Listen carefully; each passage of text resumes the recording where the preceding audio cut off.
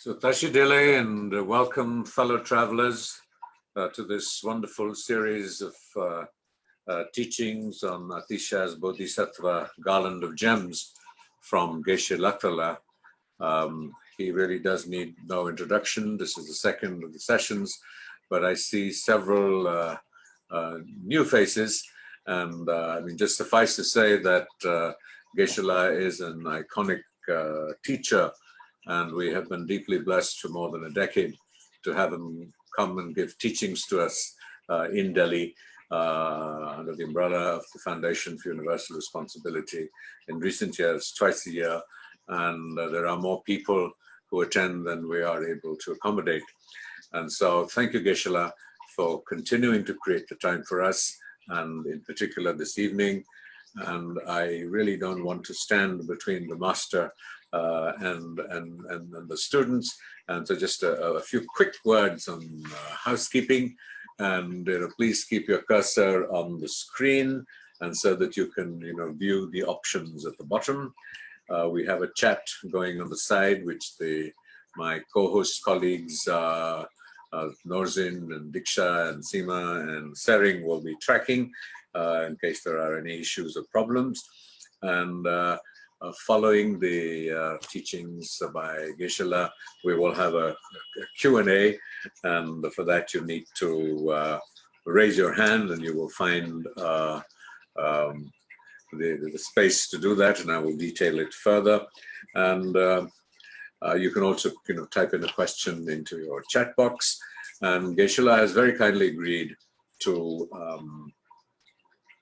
offer personal consultations to those of you who might be interested in speaking to him about your practice and all the teachings. So if you post that on our chat box, your interest in doing so, and your email address, my colleague Norzin, who has switched her camera off for now, she's very shy, will be in touch to follow up and set up this meeting. And Geshe La, it's over to you. To everybody, whatever is your time. Today we will start this second session with a short meditation on the four immeasurable qualities. I'm not going to spend much time, but I'm just giving you a hint so that you are able to do this meditation later on. So this short meditation is on the four immeasurable qualities, which are immeasurable compassion, immeasurable loving kindness, immeasurable joy, and immeasurable equanimity. And this practice is also done in the Tibetan tradition in our regular prayer and practices. I'm sure some Tibetans will understand this, which means basically, may all sentient beings meet with happiness and the cause of happiness. May all sentient beings be without suffering and the causes of suffering. May all sentient beings meet with happiness, which is without suffering. And may all sentient beings abide in equanimity. So I will recite these lines slowly, and after each recitation, I will stop for a short time. So during that, you should think about it. So let us start. May all sentient beings meet with happiness and the causes of happiness. Everybody needs happiness, but because we don't care or we don't know the causes of happiness, we don't get enough of it. Especially when we talk about long-lasting happiness, most of us have no idea what are those long-lasting happinesses and what are the causes.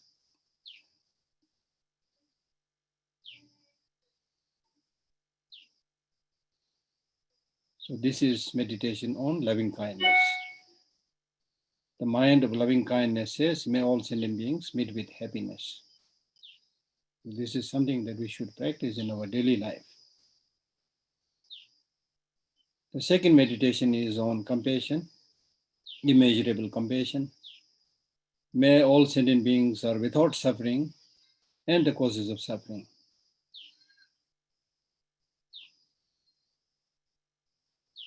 Although nobody wants suffering, but again, because of ignorance, lack of understanding, we keep on cultivating the causes of suffering and thereby keep on experiencing suffering.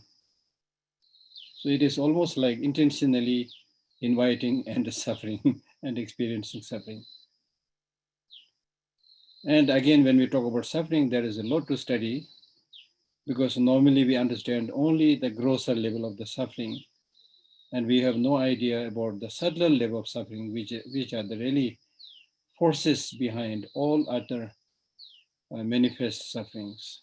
So it is important to understand those sufferings because the way to get happiness is by removing the sufferings, and especially by removing the causes of suffering. The third line is meditation on immeasurable joy. May all sentient beings meet with happiness which is without suffering. Meaning that whenever you see somebody enjoying some kind of happiness and peace, instead of developing jealousy, we should appreciate, rejoice, and say how wonderful they are smiling, how wonderful they are living in harmony, how wonderful they are getting things they want.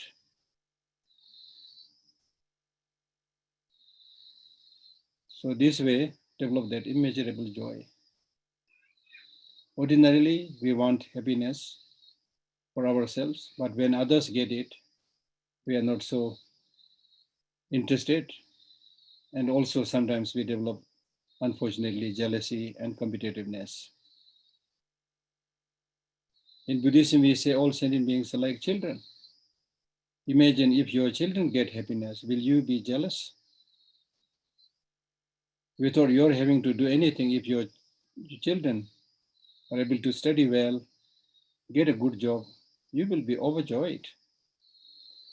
So similarly, when all other sentient beings, through their meager effort, limited resources, when they get something to be happy about, you should also join them and be happy. Now, in order to develop all these immeasurable qualities, which we've already explained, the immeasurable joy, immeasurable compassion, immeasurable loving kindness, there must be the foundation. The foundation is immeasurable equanimity, meaning that normally we are unable to develop all these immeasurable qualities towards all sentient beings because we have this tendency of developing excessive attachment and feeling of closeness to some who are our relatives and friends or people who you like. And we develop disliking and sometimes hatred to those who we call as our enemies or who we don't like.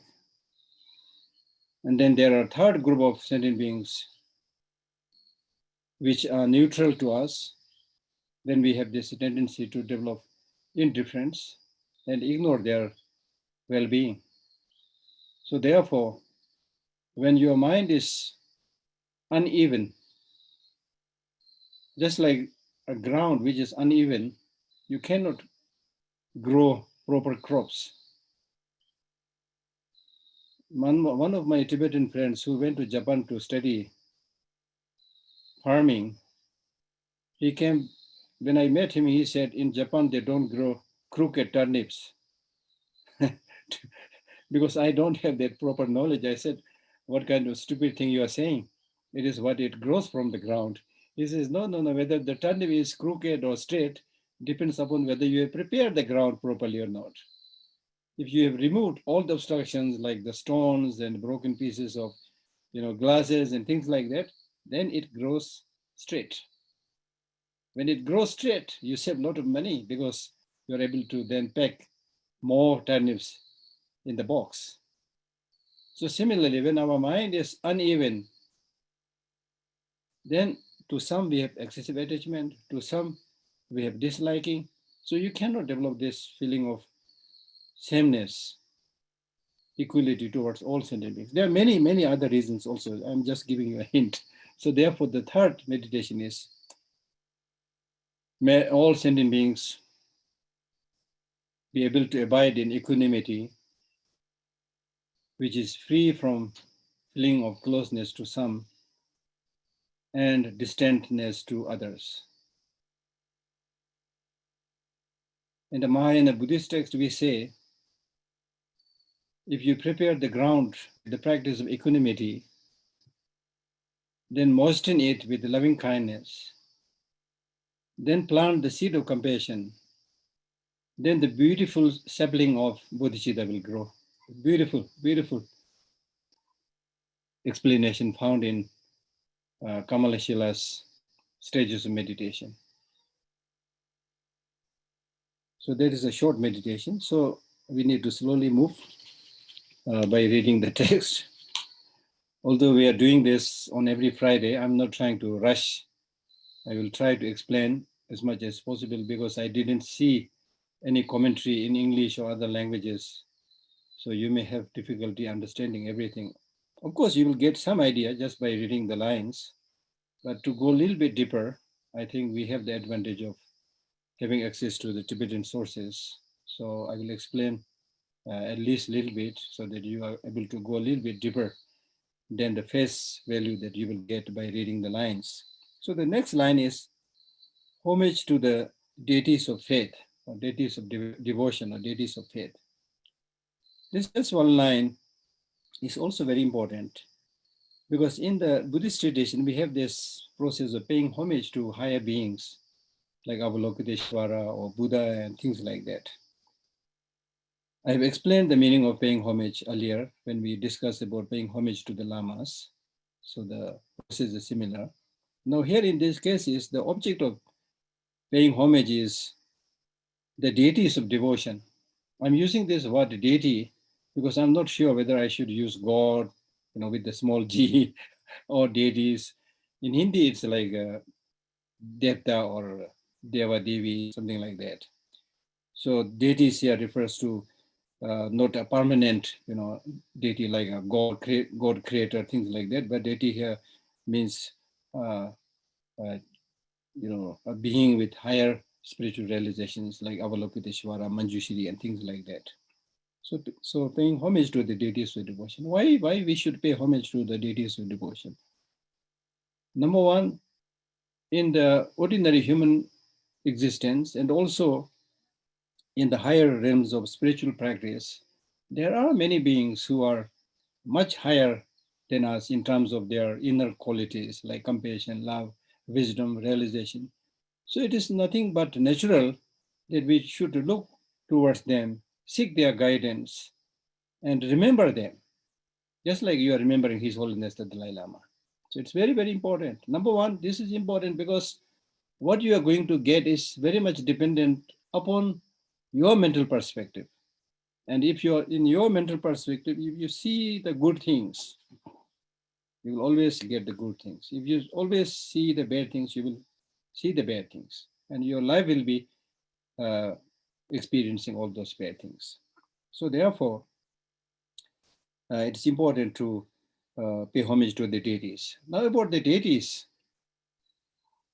there are so many deities. The Tibetan Buddhist tradition also come from India, and it has adopted many of those practices, including the paying homage or practicing Deva Devis, male and female deities. In India, I don't remember the exact number.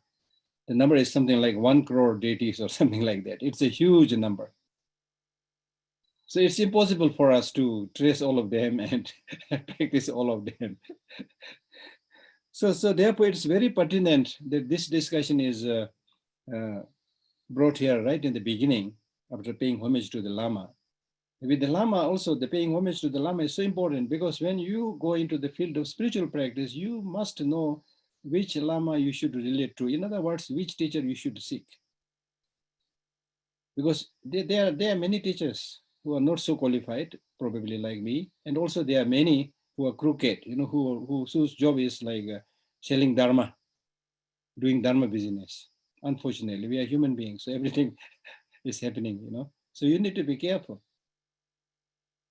I know that there are some people who had family problems and other societal problems.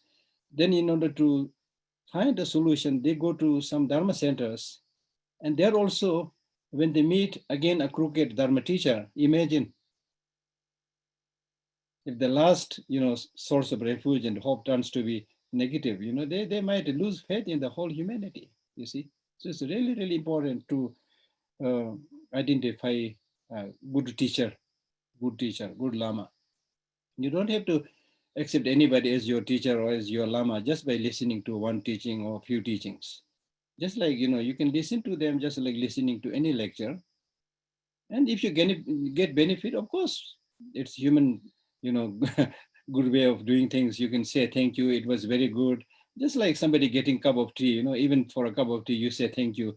So it's natural you say thank you, but you don't have to tie your neck with that person saying this is my Lama and then run after that person like a, dog chasing a piece of meat, and then later on you find that complication. It's very important. So use your human brain and common sense and judge. It's very important, very, very important. And especially, in the beginning, when many foreigners came to Tibet and did not have much time to understand the depth of Buddhism, then they started calling the Buddhism in Tibet as Lamaism, as if the lamas are more important and as if the Tibetan lamas have fabricated those teachings. No, what the Tibetans are teaching is basically completely, based on the authentic source of the Indian tradition. So therefore, His Holiness, if you read some of his books, he clearly says it's wrong to call the Tibetan Buddhism as Lamaism. Gives the wrong idea. Okay, so let us now talk about this, paying homage to the deities. So as I said, there are countless deities. So we have no time, life is short, and also we don't have all the resources and time and mental caliber to relate to all those deities. And also, I think it is not so important to find the list of all the deities, that's not important at all. In Tibetan, there is also a saying which says the Indian practitioners, they practice one deity and achieve all 100 deities. The Tibetans practice 100 deities and achieve none. So, which may be true, which may not be true, but the point that is made here is if you do one practice with one, deity properly, all these higher beings, their qualities are related to each other, similar, so you are going to achieve much. And not only in the sense of paying homage to the deities, but also in our regular practice, which I am now realizing more and more as you age, you realize these things slowly. And if you read the text like Nagarjuna's precious Garland, Ratnavali, he says, he gives this long instruction, including the secular practices, political practices, religious practices to the king. Then somewhere he says, "O king, you are a very busy man. I don't think you will be able to practice all this. But if you do one practice sincerely, properly, like giving, generosity, your name will shine out. Hundreds and thousands of people will benefit. And you will also be, get that recognition through which you will be, empowered to do other higher practices also, which is true. And then if you go to the Buddha's own teaching where he says, if you have one quality in the palm of your hand, you have all the qualities in the palm of your hand. And what is that quality? Great compassion. Imagine if you're able to do this and develop great compassion, genuinely, not just talking, not just counting how many compassions are there, as I said earlier, but genuinely, if you're able to develop this compassion, thinking how nice if all sentient beings are without suffering. That includes not only human beings, but all sentient beings, including the tiniest helpless insects. Imagine. So all this clearly shows that we are like jack of all trade, master of none. That's the problem. We are not specializing anything, unfortunately. I'm not saying what you are practicing is, useless or misplaced. It's good. It's very good. I'm not trying to discourage you. It's good. But in order to achieve something, you really need to develop these qualities constantly. And once you develop this wish, for example, that all sentient beings are without suffering, imagine all your other negativities towards all sentient beings will automatically stop. How can you bully others thinking that they be without suffering? How can you exploit? How can you cheat? Can you lead a life of duplicity? You see, so that's important. That's something that I'm now learning, or at least seeing. So I wanted to tell you that. Do one practice properly. Specialization. It's very, very important. Okay. So, but then still we are like ordinary human beings. We have our own failings. We live in situations, environments with a lot of distraction, obstruction, things like that. So therefore, it's also important to, follow the examples of good spiritual teachers, good spiritual masters, and also pay homage and also practice these deities. And now, therefore, this discussion comes here, where Atisha and Domtamba, they discusses, which kind, since there are so many deities, which deities we should choose. Those of you who have received initiation from His Holiness or other teachers, you also recall that when, in front of the mandala, somebody representing the population who are there receiving the teaching, he will get up and throw something, a flower or something in the mandala. And then whichever direction the flower falls in the mandala, that indicates which deity in that mandala has special karmic connection with you. So that is also important. That's important. And that's why you see in the Tibetan Buddhist tradition, very compassionate deities like Avalokiteshvara, and also very wrathful deities like Yamantaka and so forth, bearing fangs, and then also other deities in union with the consort, these are not there to distract you or to provoke negative emotions. But among the followers, practitioners, there's so many people with so many different mental dispositions. Some like to, they feel happy, when they see a compassionate person or compassionate deity, they like to follow it. Others, they feel that I will not be able to tame myself unless I follow a wrathful person, a good, powerful leader, people who like to join army or things like that, they want to practice the wrathful deities. So it has to do with our own different emotions, right? So therefore, here he says, regarding the deity, he says, during this time of degeneration, that is Kali Yuga, as Rajiv has asked, during this time of degeneration, there are many interruptions. Do I need to elaborate on this? No, there's so many elaborations, especially those of you who live in big cities.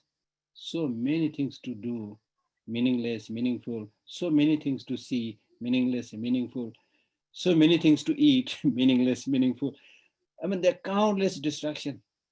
And our 5, 6 senses always pay attention to these sensual objects, and they are easily led into the wrong direction, wrong path. So there are a lot of, then of course, people, there are many people, there are many people who don't talk about this spiritual practice. I've seen this in many places in bigger cities. The only thing they are concerned is how to get their food and clothing and other money and things like that. And for that, they are ready to do anything. In Hindi में बोलता है ना, मारो, डकेता करो, you loot people, kill people, whatever, unfortunately, or at least continuously. In telling lie, people have now no hesitation, unfortunately. In ancient times, and still also in some community, even when they tell lie, their face shows they're lying and they feel embarrassed, so people easily notice it.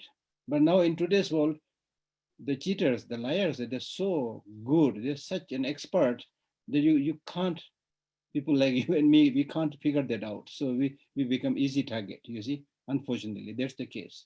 That's the case. So therefore, there's a lot of interruptions. Then, of course, our own negative emotions. As Vasubandhu in his book, Abhidharma, he says that there are many external distractions. The objects are there. Object of enticement is there. And inside you have all the improper negative emotions are there. So it's really like the fire and fuel present together. So any moment, the spark, the fire will come out. So there are a lot of interruptions. So we need to be careful. use our common sense and not to do everything that is done, or not to follow everything that is advertised on the television screen, unfortunately, right? So there are so many interruptions. And he says, regarding the personal deities also, there are not many that will really give you the boon or the attainment. And in fact, there are some which, again, who made the God? Who made these deities? Us, the human beings. Many of them are our own creations, you see. So there may be creations which is called deity, but if you relate to them, instead of giving you any accomplishment or attainment or any boon, they might destroy any good things that you have already. So therefore, Domtamba requests Atisha, please give me some gentleman, kind of noble deities. Right? And then this is answered by Atisha by saying that I will give you these 4 deities, which is Buddha and Avalokiteshvara, and in Tibetan we call it Miyowa, which is Acala in Sanskrit, Acala, and Tara, green Tara. So I think those of us who follow the Kadampa tradition, I think it's important for you to identify these deities. And His Holiness has been giving these mantras and the practices of these deities when he was really visiting Mongolia, Russia, those places. He could give those teachings. And so since then, I started reading more about that. And recently, I commissioned to make a thanga of the 4 deities, which is not easily available. So I made it. I hope to send a picture of that so you can, the foundation can share it for those people who want to know about that. Okay. So these are the 4 deities.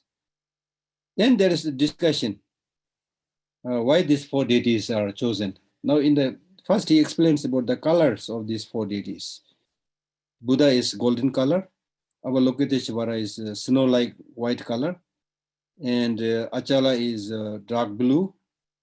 And this deity is also a protector deity. It is practiced in Japan also. And then green Tara is, of course, green color. Okay. So then the question is asked by saying that since there are immeasurable, countless host of deities, and in the tantric teaching also, again, there are so many like tantric teachings and so many deities. But that is true, but you need to find out something that has a special close connection to you, meaning that something that has close connection with Domtomba, because this is discussion between Atisha and Domtomba. But we, as being the followers and practitioners of the Kadamba or later on Gelug tradition, which the Kadamba tradition later on more or less merged into the Gelug tradition, which we have right now. So therefore, it's also in that way befitting for us to practice deities also, with which we have more karmic connection. We have more karmic connection because of our karmic connection with Buddha, of course, and our karmic connection with Atisha, and our karmic connection with Domtomba and so forth. Okay, so therefore he says that you need to find out those deities with whom you have the karmic connection, because it is not easy to cross this ocean of samsara, and the sufferings that we have within the human realm is immense. And it is our responsibility and duty to help protect all our mother sentient beings. So therefore, in order to do that, in order to achieve success in that, we need to have the guidance of a deity which can really protect us. That's also very important. So now with regard to the choice of Buddha Shakyamuni, Buddha here means Buddha Shakyamuni out of the 4 deities, he makes a little bit more elaboration by saying that as far as our object of refuge is concerned, as a Buddhist practitioner, there cannot be a better object of connection than the 3 objects of refuge, Buddha, Dharma, and Sangha. That's for sure, we all do it. So there's no problem with that. I don't want to spend too much time on this. I hope you all know this. Because to take refuge in something is a unique human kind of behavior. There's nothing peculiar to Buddhism, because human beings have this natural tendency to take refuge in something when they are unable to solve the problem by themselves. And I always say that long ago, a man lived in the cave means they took refuge in the cave to protect themselves from heat and cold and rain and so forth. And at 12 or 1 o'clock, when you are hungry, you take refuge in food, right? So similarly, when we have a problem, we take refuge in someone else to help us, to protect us, to give us the facilities. So from that point of view, here also, when we say we take refuge in Buddha, Dharma, Sangha, you have a problem. So we need to, in order to properly take refuge to Buddha, Dharma, Sangha, you need to find out their problem. What is your problem? So here in this case, we take refuge in Buddha, Dharma, Sangha, not for business successes, right? Not to stop the coronavirus pandemic. I mean, you can do that, but that is a minor business, a very small business. You take refuge in Buddha, Dharma, and Sangha because your whole life's existence in the samsara is not perfect. There's a lot of problem like, being the suffering of birth, suffering of aging, suffering of sickness, suffering of death, and then suffering from all the host of negative emotions that we have. There are countless sufferings. Sufferings of not meeting or not getting those which you want, and always getting those which you don't want. The person who you love, who you want to talk, is not available, even on phone. The person who you don't want seems to be standing at the door and waiting for you all the time. Something like that, you see. So we have countless problems. So therefore, we need to identify or develop some kind of uneasiness or fear of this existence under the control of negative emotions. And so our job as a practitioner is to reduce these negative emotions like anger, jealousy, hatred, and so forth. So in order to do that, we need to follow the teaching of the Buddha. So therefore, Buddha becomes important as a teacher. His teaching like a medicine becomes important. And the Sangha community, like nurses and the doctors, in our ordinary life also, when we are sick, we need a doctor. So Buddha is like a doctor. If you have just doctor and no nurse and no medicine, or nobody looking after you, the doctor cannot do much. So doctor is very important. A skilled, learned doctor is very important, but that's not enough. You also need the medicine which cures your illness. Now imagine you are not only sick, but very, very sick, bedridden. Then in that case, just a doctor and medicine is not enough. You need somebody, nurse or your brother, sister, or somebody to look after you, right? Who will support you. So you need these three. When you are physically very, very sick, you need a doctor, you need medicine, you need somebody to look after you. So similarly, in Buddhism, we say we are mentally sick, unfortunately, sick of negative emotions. What do you mean by being sick? Being sick means when you're not happy, mentally not happy, mentally experiencing unpleasantness, mentally feeling disturbed, that is sick. That is sickness. So imagine when you get angry, you get sick. These are diseases, terrible diseases, much worse than the COVID-19 pandemic. COVID-19, if we wait another maximum 6-7 months, hopefully something will come up. It looks like, right? But how are you going to remove these negative emotions from you? There's no vaccine.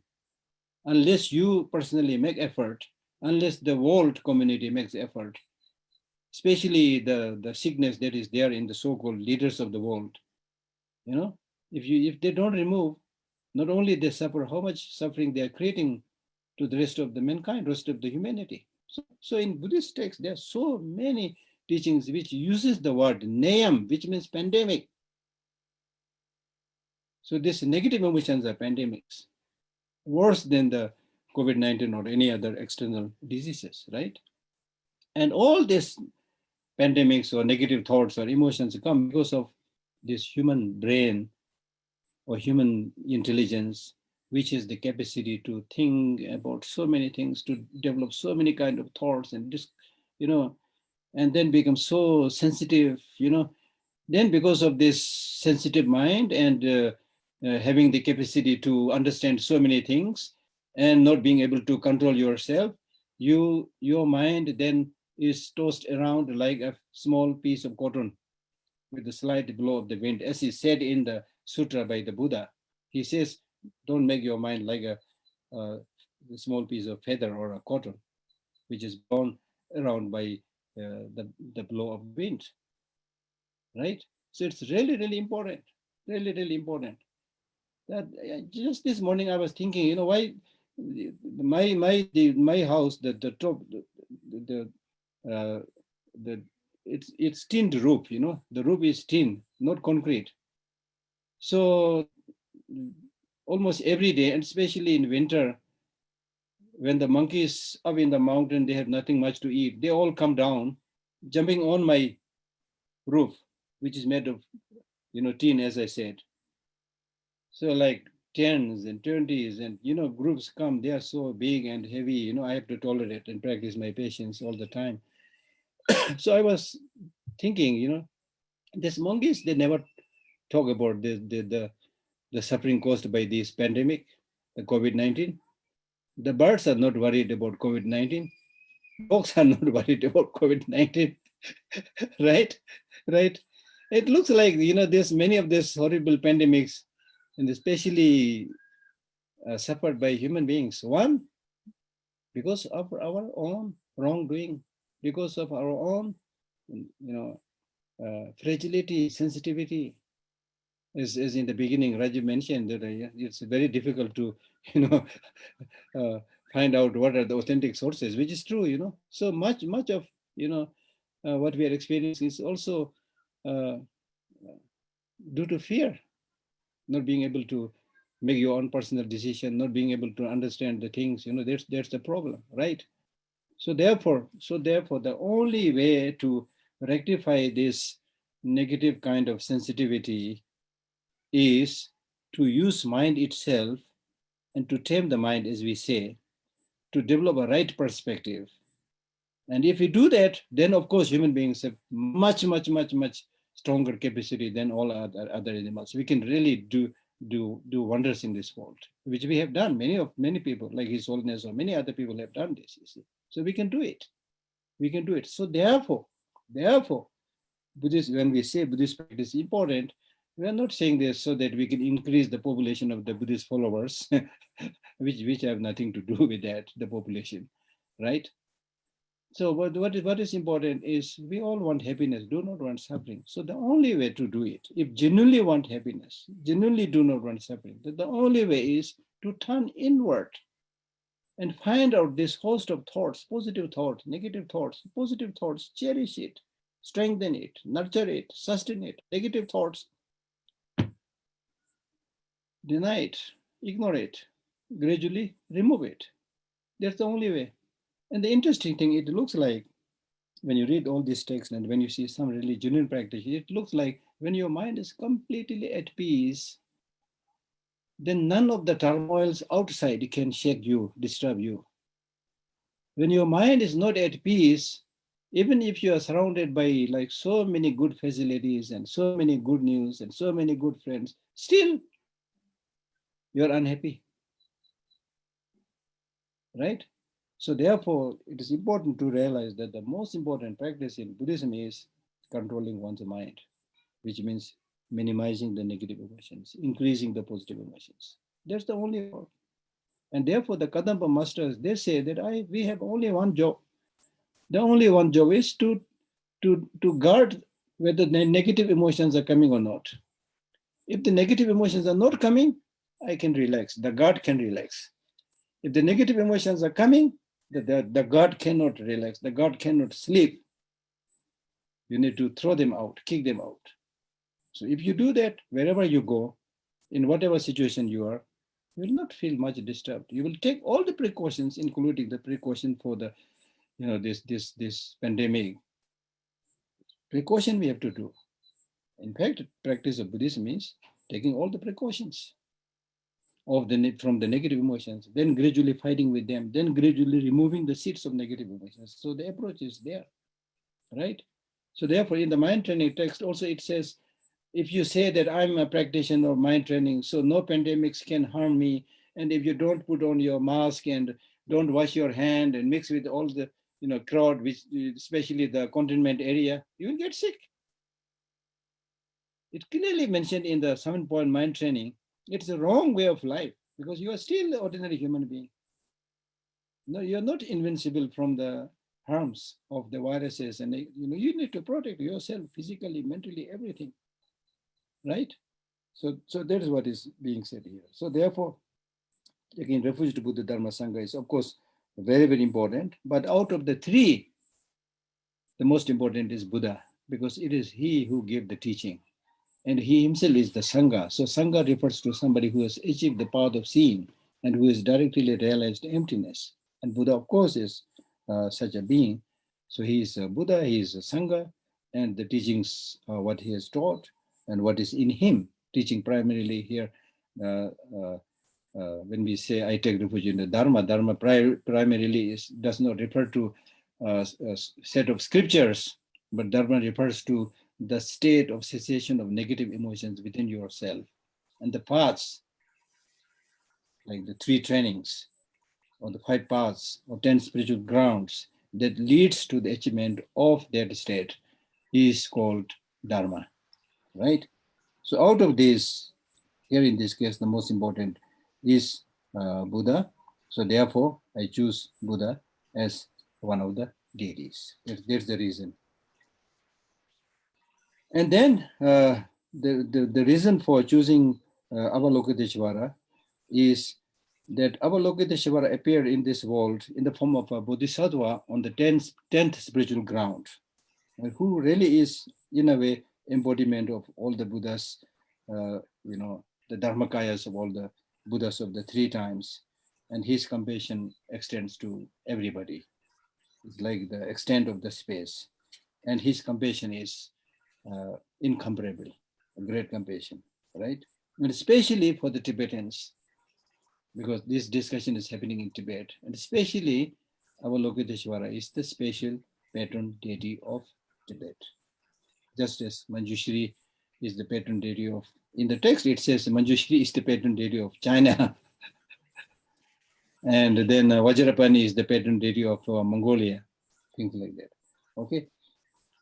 And the clear indication that Avalokiteshvara is the patron deity or special deity of Tibetan people is that even a child who is only 5 years old is able to recite the 6-syllable mantra Om Mani Padme Hum without any hesitation. There's no need to teach this mantra, as we say. You can just imbibe it, learn it from others. So, and also if even somebody who is disabled, if they request for a teaching on teaching or transmission of the 6-syllable mantra Om Mani Padme Hum, no Lama would say no. They will easily give their transmission, right? So it's something so important for everybody. And then, of course, meditation on compassion is the most important practice in the whole Mahayana practice. And then, especially when we talk about the 6-syllable mantra, it is, there are books and books explaining the importance of this mantra Om Mani Padme Hum, which in a short way summarizes all the teachings of the Buddha. The word Om is a very popular word both in the Hindu and Tibetan tradition, Tibetan Buddhist tradition. But here in this case, the word Om is a combination of 3 letters, A, O, Ma, which symbolizes body, speech, and mind. And in the end of that 6-syllable letter, you have Hum, which means becoming indivisible. So that means the purpose of the practitioner is to oneself become indivisible with the Buddha or Avalokiteshvara, meaning that the end purpose is that you should yourself become the Buddha. And how would you become that? How would you do that? Through the practice of method and wisdom. You want to become Hum with Om. How would you do that? With Mani and Padme. Where Mani means gem or precious jewel or precious gem, which symbolizes the compassion, which looks after well-being, skillful compassion, as we say, looks after the countless needs of sentient beings. And Padme means a lotus, which symbolizes the wisdom that cuts the root of ignorance. So it is saying that the way to become Buddha, indivisible with the Buddha, is to undertake this process of doing this combined practice of compassion, wisdom. I sometimes call it, for easier understanding, I call it harmony of head and heart. In ordinary terms also, it's important to develop both the head and the heart. In today's world, unfortunately, there is some kind of development of head by going and studying so many things. Lekin dil nahi hai, heart is not there. Heart is not there. Then the result is, when the heart is not there, when you have only kind of indoctrination and intelligence, then you will not hesitate making a nuclear bomb to destroy and kill many others, so long as you are getting money. That's what is happening today. So therefore, with your education, with your head, you also need the heart. There's feeling for other people, sense of responsibility, loving kindness, compassion, all this is important. So these two must go together. Extremely, extremely important. These two are like the two wings of the bird. Without the two wings, you cannot soar into the space. You cannot fly in the sky. So therefore, compassion is very, very important. Therefore, he has suggested Dhamma to choose Avalokiteshvara as one of the deity. So I think we stop here today. There's no hurry. We have a lot of time. So I must give you some time for question answer. Yes. Okay? Yeah. So if you have a question, well, thank you, Geshe Lhakdor. That was such a succinct and intense teaching, and time just flew. And I often think that we should do this for 2 hours every evening, or at least an hour and a half. But we'll take a vote on that later. So if you have a question, please press the participants button at the bottom of the screen, and my colleague Diksha or Norzin will unmute you, and please ask your question.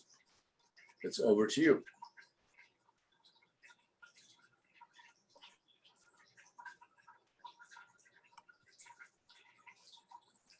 Thank you.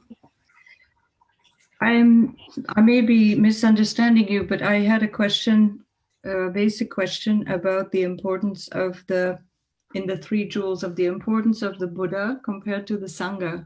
And perhaps I misunderstood, or it's a distortion of the teaching. It's so long ago that I don't remember where I heard it, but I understood that the Buddha had taught that the Sangha of the three jewels was the most important. The way that we commune with people, who we spend time with, affects us so profoundly. And here you've said that the Buddha is the most important. Is this because I've misunderstood, or somebody else No. I don't think you misunderstood. I don't think I have misinterpreted. Both of us are correct. But it depends on the context, you see. For a beginner who don't have direct access to the Buddha in his practice, Sangha is very important. I think you might have heard it in that context. Then what I was saying was, in the ultimate sense, the source of all the teachings is Buddha. Sanghas also come from the teaching of the Buddha. Bodhisattvas also come from the teaching of the Buddha. Of course, Buddha also come from the Bodhisattvas. It is both the ways. So in that sense, both are important. But here in this case, what we are saying is, like, we are talking about the three objects of refuge, Buddha, Dhamma, Sangha. So within that, Buddha is important because it's the source of teaching in that sense. Yeah. Okay.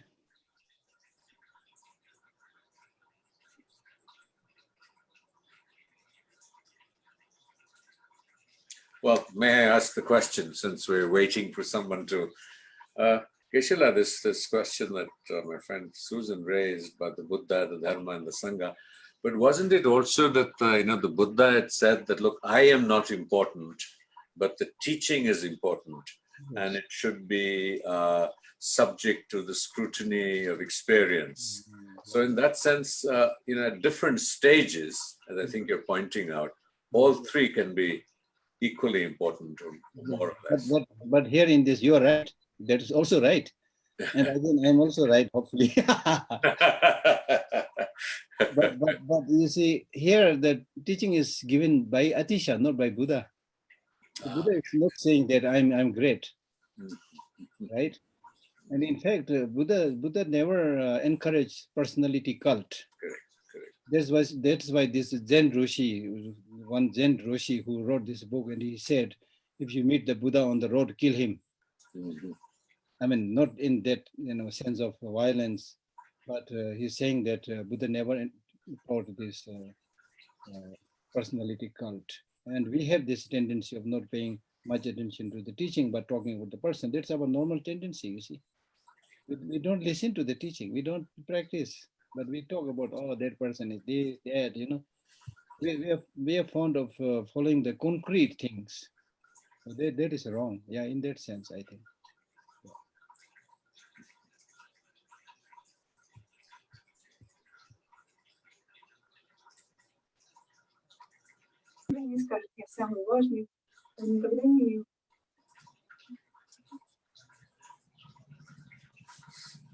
I think someone has an audio problem. We can't hear you.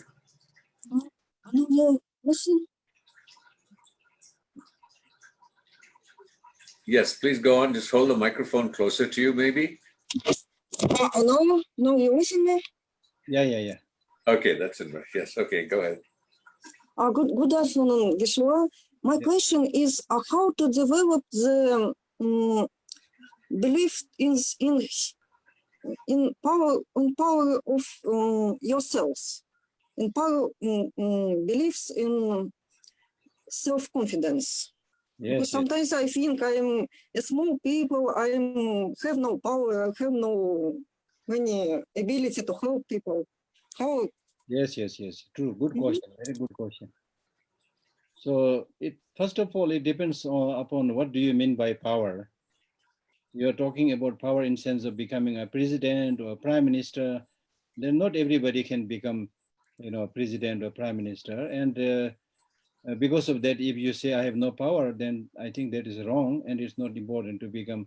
Not important that everybody become president and prime minister.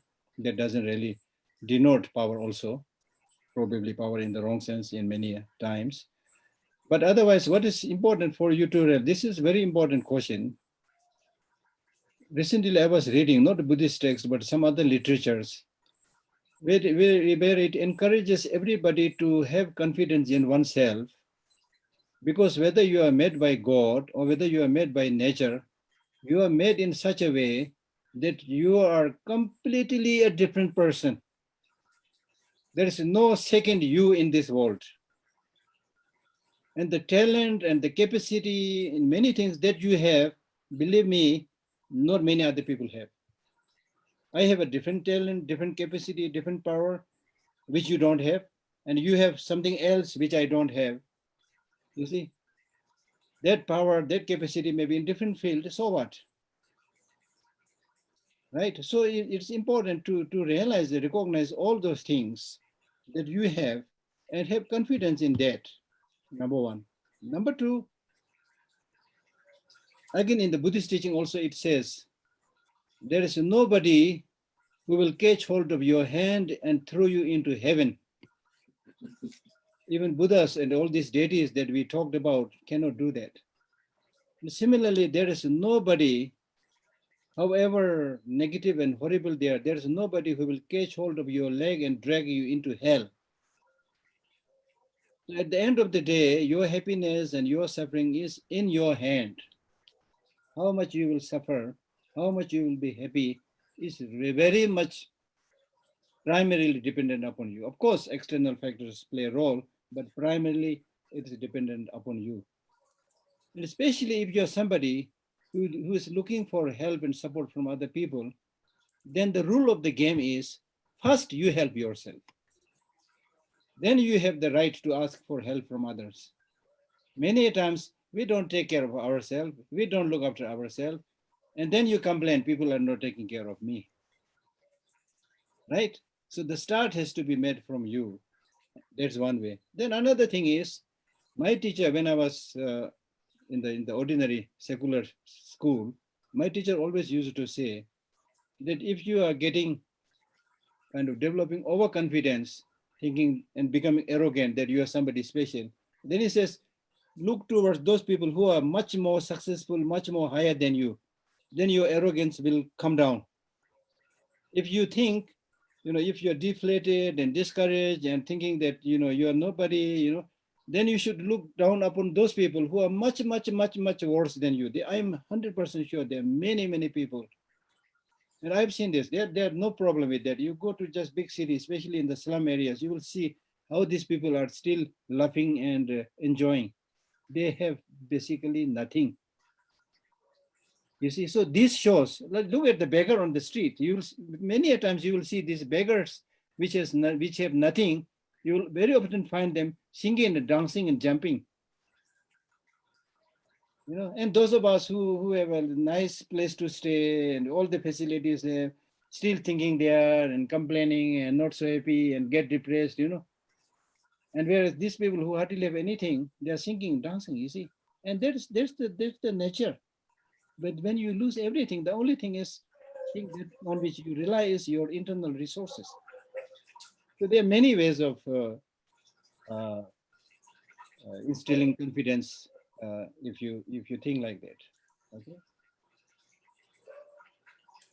Well, we have time for one more question. Yeah.